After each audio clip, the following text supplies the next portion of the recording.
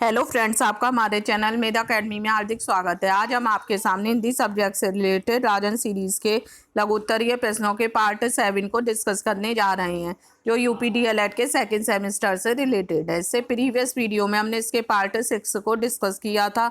अगर आप उसे देखना चाहते हैं तो प्लेलिस्ट में लिंक से जाकर प्रीवियस वीडियो को देख सकते हैं। तो आइए स्टार्ट करते हैं। प्रश्न नंबर 37, गद्य एवं पद्य में अंतर बताइए। साहित्य में गद्य का अत्यंत महत्वपूर्ण स्थान है। हम अपने भावों एवं विचारों को प्राय गद्य में ही अभिव्यक्त करते हैं और दूसरे के भावों एवं विचारों का बोध गद्य के द्वारा ही सरलता से होता है। गद्य की वाक्य रचना में अर्थ तत्वों की प्रधानता होती है तथा भाषा भी व्याकरण सम्मत एवं व्यवस्थित होती है।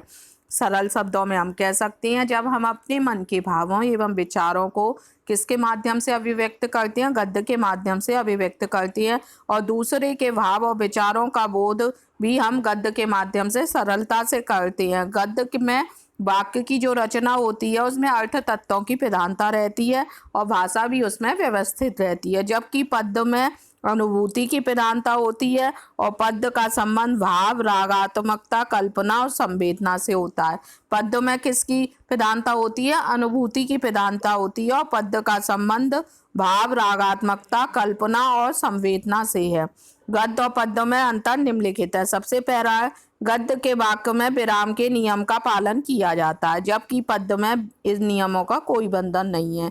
विराम चिन्ह जो है हम गद्य के वाक्य में ही लगाते हैं। कोई सेंटेंस पूरा होता है उसके बाद हम विराम चिन्ह लगाते हैं, तो वो हम गद्य में करते हैं, जबकि पद्य में विराम चिन्ह का कोई नियम नहीं होता है।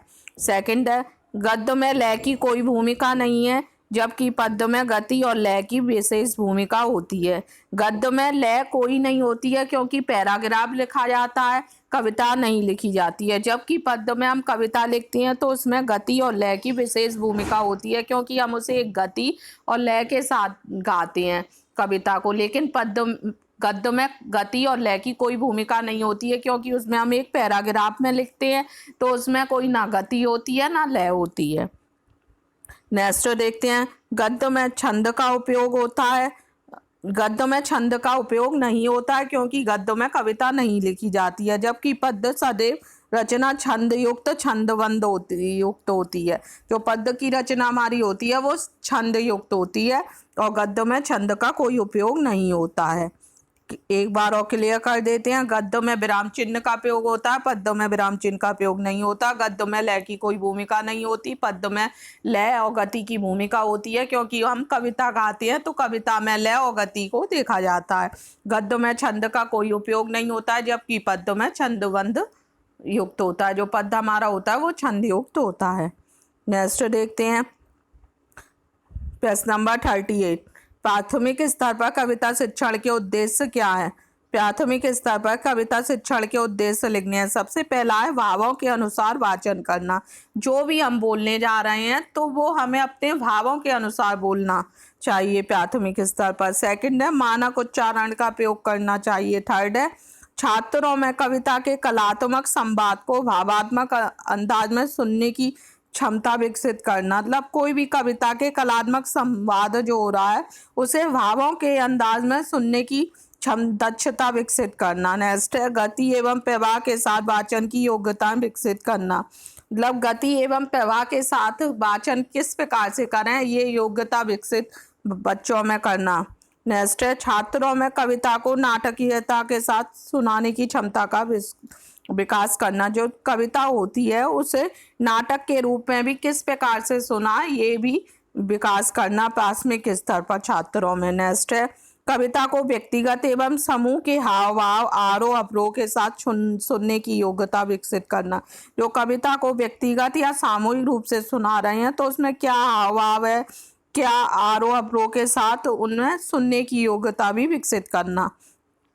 नेक्स्ट है, दूसरे लोगों के समक्ष कविता सुनाने की योग्यता विकसित करना। बालक अपनी कविता को दूसरे लोगों के समक्ष बता सके या सुना सके, उसकी भी योग्यता उनके अंदर विकसित करना। नेक्स्ट है, छोटे बच्चों के लिखे गए गीतों को स्वयं पढ़ के और उन्हें कंठस्थ करना। छोटे बच्चे जो गीत लिखते हैं उसे उन्हें पढ़ना और उन्हें कंठस्थ मतलब याद करना। नेक्स्ट देखते हैं प्रश्न नंबर 39, उच्चारण का महत्व लिखिए।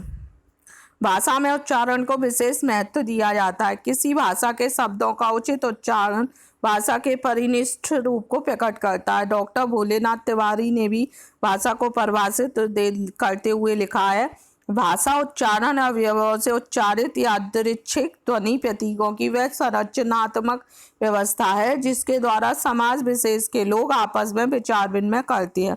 उक्त परिभाषा से स्पष्ट होता है, जब हम विचारों को की ध्वनि के रूप में ओठों पर लाते हैं तभी वह भावों के आदान प्रदान का एक सशक्त माध्यम भाषा बनती है।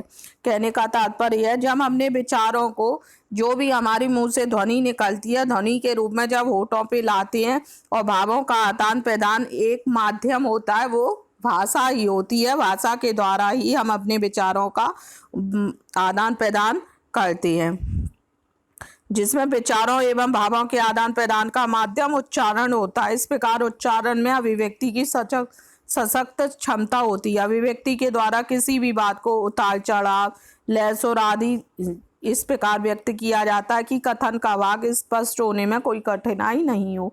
कभी कभी ऐसा भी होता है कि एक ही वाक्य केवल उच्चारण के तरीके के परिवर्तन होने के कारण अलग अलग अर्थ को व्यक्त करते हैं। कल तुम्हें कानपुर जाना है अथवा कल तुम्हें दिल्ली जाना है। पहला वाक्य आदेश सूचक है और दूसरा वाक्य प्रश्नवाचक है। इस प्रकार केवल उच्चारण के ढंग में परिवर्तन करने से वाक्य का स्वरूप बदल गया। कहने का तात्पर्य ये है, हम जो भी हमने विचारों का आदान प्रदान करते हैं वो सब हमारा उच्चारण के माध्यम से होता है। उच्चारण के ही द्वारा ही हम अपनी अभिव्यक्ति को सशक्त बना सकते हैं या अच्छे ढंग से बना सकते हैं। अभिव्यक्ति के द्वारा ही हम किसी की बात को उतार चढ़ाव, लय, सुर आदि के द्वारा व्यक्त करते हैं। किसी भी कथन का भाव स्पष्ट होने में कोई भी हमें कठिनाई नहीं होती है। कभी कभी ऐसा भी हो जाता है, केवल एक ही वाक्य उच्चारण के तरीके में परिवर्तन होने के कारण वे अलग अलग अर्थ को व्यक्त करते हैं। जैसे यहाँ देखिए, कल तुम्हें कानपुर जाना है, ये आदेश सूचक वाक्य है। कल तुम्हें दिल्ली जाना है, ये प्रश्नवाचक वाक्य है। तो थोड़ा सा अंतर हो गया और उस कहने का फर्क है, उससे हमारा ये आदेश सूचक हो गया और दूसरा वाक्य हमारा प्रश्नवाचक बन गया। इस प्रकार केवल उच्चारण के ढंग में परिवर्तन करने से ही वाक्य का स्वरूप बदल जाता है, अर्थात कहने का अर्थ भी कभी कभी बदल जाता है। नेक्स्ट देखते हैं क्वेश्चन नंबर 40। उच्चारण दोष के प्रमुख कारण क्या है? सबसे पहला है हिंदी ध्वनियों एवं उच्चारण स्थानों की अपूर्ण जानकारी।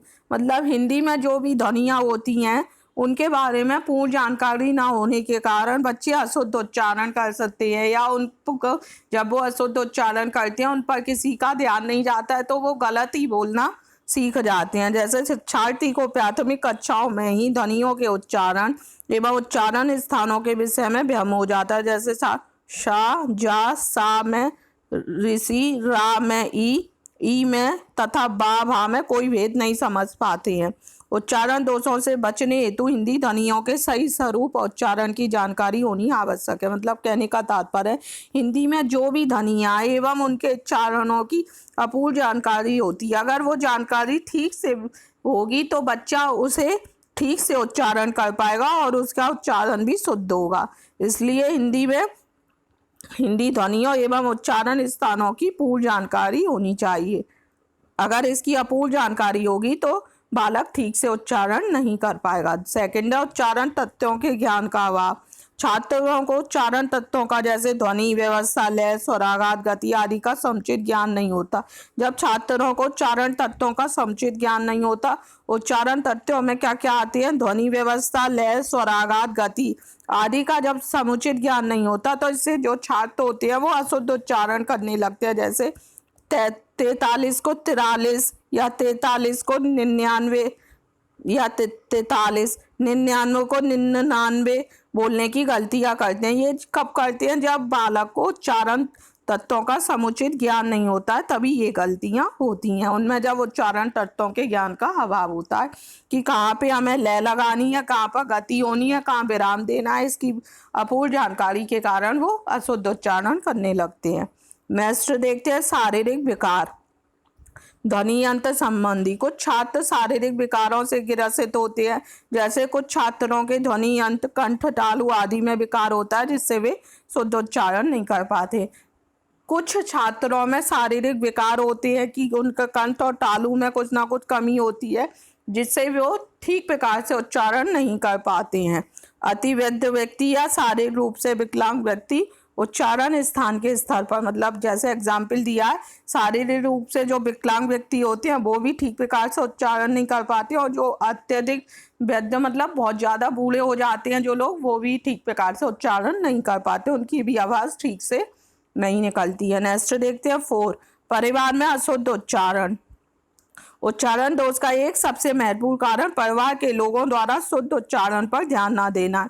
बालक जिस प्रकार के परिवार में रहता है, यदि उसके सदस्य अशुद्ध उच्चारण करते हैं तो बच्चा भी उनका अनुकरण करके ध्वनियों का अशुद्ध उच्चारण करना सीख जाता है। साथ ही अशिक्षित माता पिता बच्चों के उच्चारण के प्रति विशेष जागरूक नहीं होते हैं, वे उनके उच्चारण पर भी ध्यान नहीं देते हैं। कहने का तात्पर्य है, अशुद्ध उच्चारण मुख्य रूप से बच्चा परिवार से सीखता है। जब परिवार के लोग अशिक्षित होते हैं तो बच्चे के उच्चारण पर ध्यान नहीं देखते हैं और बच्चा गलत सीख जाता है, या जब परिवार के लोग अशुद्ध बोलते हैं और बच्चा उसी को रिपीट करता है तो भी वो अशुद्ध उच्चारण करना सीख जाता है। पॉइंट 5, बाल घात से अपरिचित। हिंदी की वाक्य संरचना के समय बाल घात का विशेष महत्व है, परंतु वाक्य के उच्चारण के समय किसी शब्द पर बल देते हैं यह महत्वपूर्ण है। जैसे राहुल ने तुमको मारा, वाक्य में राहुल पर बल देने पर राहुल दंडनीय है होने का ज्ञात होता है। तुमको पर बल देने पर ज्ञात होता है तुम तो स्वयं बहुत तेज हो। कैसे राहुल ने तुमको मार दिया, इस प्रकार अर्थभेद हो जाता है। बालघात के से अर्थ में परिवर्तन आ जाता है। कहने का तात्पर्य है, बालघात का हिंदी में विशेष महत्व है, परंतु वाक्य के उच्चारण के समय किसी शब्द पर बल देते हैं यह महत्वपूर्ण है। जैसे इसमें एग्जाम्पल भी दिया है, राहुल ने तुमको मारा, वाक्य में राहुल पर बल देने पर राहुल दंडनीय है होने का हमें ज्ञात हो जाता है। जैसे तुमको पर बल देने पर ज्ञात होता है तो तुम तो स्वयं बहुत तेज हो। कैसे राहुल ने तुमको मार दिया, इस तरह अर्थभेद हो जाता है। बालघात से अर्थ में परिवर्तन भी आ जाता है। नेक्स्ट देखते हैं, गति का ज्ञान। छात्रों को पढ़ाते समय समुचित मात्र न्यून आदि का ज्ञान नहीं कराया जाता है। समयाधिक न्यून आदि का ज्ञान नहीं कराया जाता है। वे उच्चारण करते समय ध्वनियों का उच्चारण कभी मन गति से करने लगते हैं तो कभी तेज गति से। मतलब छात्रों को हम जो भी पढ़ाते हैं उनमें गति का विशेष रूप से ध्यान नहीं दिया जाता है, तो किस वाक्य को तेज गति से पढ़ना है या किस वाक्य को धीमी गति से पढ़ना है, इस पर उनका ध्यान नहीं जाता है और वे गलत तरीके से पढ़ने लगते हैं। जैसे रो को मत जाने दो, रो को मत जाने दो, ये 2 तरह से दे रखा है वाक्य। नेक्स्ट देखते हैं, अगला प्रश्न है हमारा 41, मौखिक अभिव्यक्ति का क्या महत्व है बताइए। मौखिक अभिव्यक्ति का महत्व। नंबर 1, मौखिक अभिव्यक्ति 2 प्रकार की होती है। जब अपने विचार दूसरों के समक्ष प्रकट करना या प्रस्तुत करना और दूसरों के विचार सुनकर अपने मन के भावों को समझना, उनमें वांछित भावों को ग्रहण करना। कहने का तात्पर्य है, मौखिक अभिव्यक्ति के 2 प्रकार होता है। पहला, जब अपने विचारों को हम दूसरों के समक्ष प्रस्तुत करते हैं, और दूसरा, जब दूसरों के विचारों को सुनकर और या उनके जो भी मनोभाव है उसे समझकर उनके भावों को जब हम ग्रहण करते हैं तो वो मौखिक अभिव्यक्ति कहलाती है। सेकंड है, मौखिक अभिव्यक्ति से भाषा की शिक्षा प्रारंभ होती है। जब बच्चा बोलना सीखता है तभी वह भाषा के बारे में जानता है। थर्ड है, मौखिक अभिव्यक्ति को आसानी से समझा जा सकता है। मौखिक भाषा बहुत ईजी होती है, उससे आसानी से समझा जाता है। लिखना थोड़ा कठिन पड़ता है प्रारंभ में, लेकिन मौखिक भाषा बच्चा आसानी से सीख जाता है। मौखिक अभिव्यक्ति करना, किस प्रकार से अपनी बात को मौखिक रूप में कहना है, बोलकर कहना है, बच्चा आसानी से कर लेता है, लेकिन लिखित अभिव्यक्ति करना कठिन हो जाता है बच्चे के लिए। नेक्स्ट देखते हैं, व्यक्ति के जीवन में प्रतिदिन विचारों का आदान प्रदान भी मौखिक अभिव्यक्ति के द्वारा। व्यक्ति जब अपने मन की बातें एक दूसरे से कहता है या दूसरे की बातों को ग्रहण करता है, वो भी सब मौखिक अभिव्यक्ति के द्वारा ही संभव होता है। मौखिक अभिव्यक्ति के माध्यम से बालक के मनोभावों को समझा जा सकता है। बालक अपनी कोई बात कहना चाहता है तो बोलकर या मौखिक अभिव्यक्ति करके अपनी बात को समझा सकता है दूसरे को भी। नेक्स्ट है, जन्म के समय भूख प्यास की इच्छा बच्चे रोकर मौखिक अभिव्यक्ति के रूप में बताते हैं। जब बच्चा बहुत छोटा होता है, वो बोल नहीं पाता, तो रोकर अपनी मौखिक अभिव्यक्ति करता है और उसके बताता है कि मैं भूखा हूँ, मुझे दूध चाहिए या मुझे पानी चाहिए। इस प्रकार की अभिव्यक्ति वो मौखिक अभिव्यक्ति करता है। नेक्स्ट है, मौखिक अभिव्यक्ति छात्रों के मस्तिष्क में शब्द भंडार की वृद्धि की दृष्टि से भी महत्वपूर्ण है। मौखिक अभिव्यक्ति से जो छात्र होते हैं या जो भी बच्चे होते हैं उनके शब्द भंडार में भी वृद्धि हो जाती है। नेक्स्ट देखते हैं, मौखिक अभिव्यक्ति का उच्चारण मौखिक रूप से ही किया जाता है। मौखिक अभिव्यक्ति का उच्चारण जो होता है वो मौखिक रूप में ही करते हैं, ऐसा नहीं है कि उसे लिखित रूप में करें। तो मौखिक अभिव्यक्ति किस किस में उपयोगी होती है? अपने मन, बच्चों के मन के भावों को समझा जा सकता है मौखिक अभिव्यक्ति के द्वारा, और मौखिक अभिव्यक्ति से बच्चों के शब्द भंडार में भी वृद्धि होती है। मौखिक अभिव्यक्ति के द्वारा ही व्यक्ति अपने विचारों का आदान प्रदान आसानी से कर सकता है। मौखिक अभिव्यक्ति से ही बच्चे की भाषा की शिक्षा प्रारंभ होती है। मौखिक अभिव्यक्ति को हम आसानी से समझ सकते हैं क्योंकि वह समझना सरल होता है, लिखित अभिव्यक्ति करना कठिन होता है। उम्मीद करते हैं आपको राजन सीरीज के लघु उत्तरीय प्रश्नों का पार्ट 7 अच्छे से क्लियर हुआ होगा। अगर आपको हमारा वीडियो पसंद आया हो तो प्लीज़ हमारे वीडियो को लाइक कीजिए, अधिक से अधिक लोगों को शेयर कीजिए। इसका अगला पार्ट देखने के लिए हमारे चैनल को सब्सक्राइब कीजिए। Thank you.